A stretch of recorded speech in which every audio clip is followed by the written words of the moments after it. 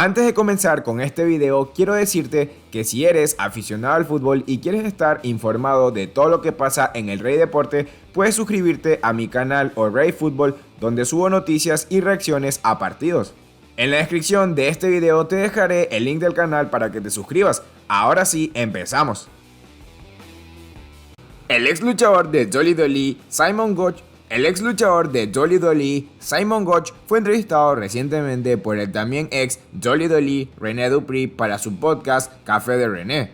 En dicha entrevista, Simon habló sobre cómo se dio su despido de la empresa y recordó que antes de ser despedido, Bray Wyatt le aconsejó que no conversara personalmente con Vince McMahon porque sabía que no le iba a simpatizar. Sin embargo, igual lo hizo y terminó siendo despedido poco después. Estas fueron sus palabras.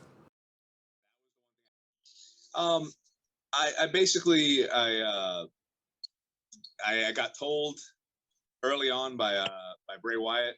He was always very kind. He said, "Don't ever talk to Vince." An observation similar you made about me, Renee. He had said, "Vince will not like your personality, and it basically would not behoove me to go in and speak to him directly." And I reached a point where I said I would rather get fired than have to do this one more day. Like either use me or fire me, but don't have me sit in limbo. I can't do that. That was the one thing I couldn't do. I couldn't sit wondering when I was going to get fired. It was like, you either need to fire me or you need to make use of me because I can't do this. So I went in, I talked to Vince, I pitched an angle. He seemed to like it, and I got fired like 2 weeks later. So I was sitting at home. El día de ayer, durante el pay-per-view de AEW Double or Nothing, CM Punk se consagró campeón mundial de la empresa por primera vez tras vencer a Adam Page. Tras la victoria, el ex luchador de WWE fue entrevistado en la rueda de prensa del evento, donde habló sobre varios temas de interés. Entre ellos, le preguntaron sobre una entrevista concedida a EXPLOTA la semana pasada, donde dijo que sentía que su carrera en la empresa de los McMahon había sido desperdiciada. Declaraciones que volvió a matizar durante la rueda de prensa de anoche, mencionando que los 10 años que tuvo en WWE fueron desperdicio. Estas fueron sus palabras.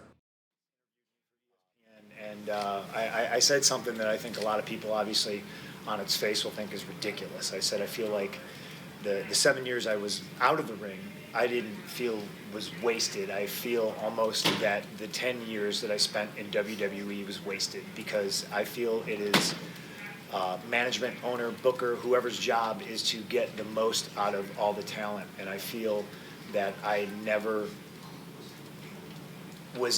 reached the potential that I could have given the limitations they constantly put on me. And I feel here, there's no limitations put on myself or anybody, and sky's the limit. So I finally feel like I could reach my potential. So that's what I mean when I say that, goddamn, I look back on that time and I'm like, what are we doing? To me, you're always trying to make the most money and put on the best possible show you can. And it felt like 10 years of fighting silly battles and standing on my own dick. And I'm not in the business of trying to stand on my own dick. And I'll say it one more time. I don't do that here. I think everybody here can reach their fullest potential,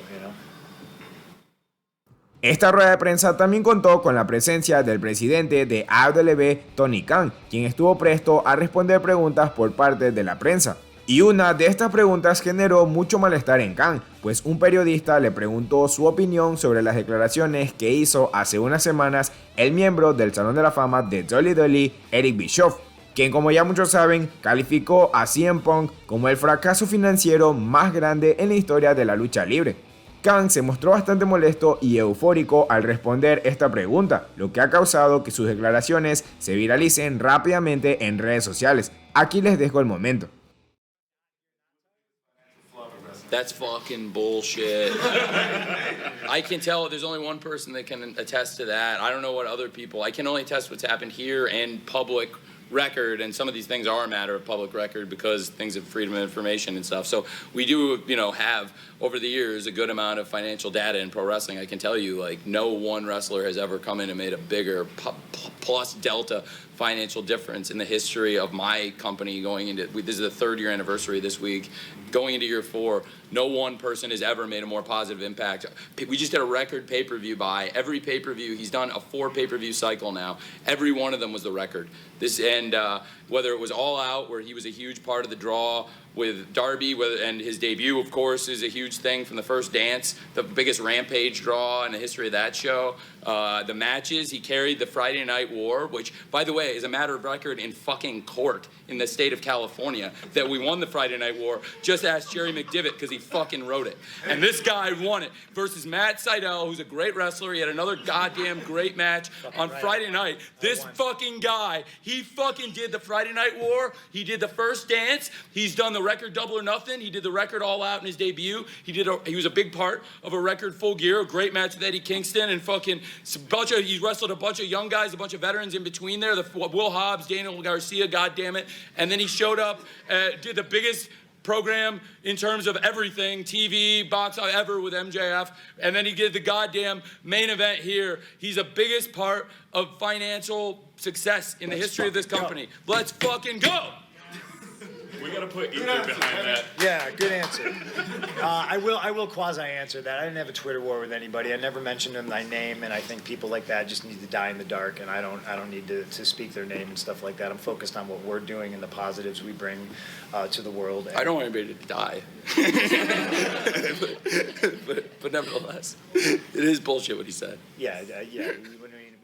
Hace unos días se hizo público el nombre de superestrella de WWE que tendrá la hija de The Rock, Simone Johnson, quien a partir de ahora será conocida como Ava Raine, nombre que ha recibido un sinnúmero de críticas por el hecho de que la compañía de Vince McMahon no le dejase el apellido familiar, algo que sin dudas ayudaría a explotar su fama por ser reconocida como la hija de Dwayne Johnson. Sin embargo, el día de ayer, la propia Simone utilizó su cuenta oficial de Twitter para responder estas críticas, y comentó que por su parte no hay ningún tipo de problema con que se la desvincule de su apellido familiar.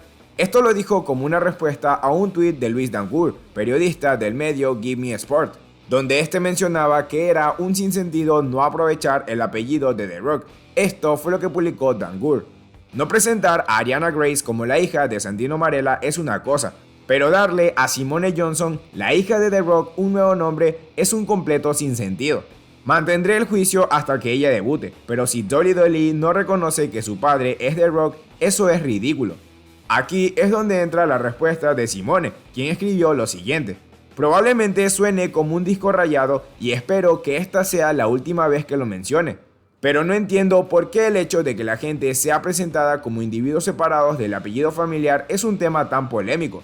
Un nombre no desacredita ningún logro anterior de ninguna familia.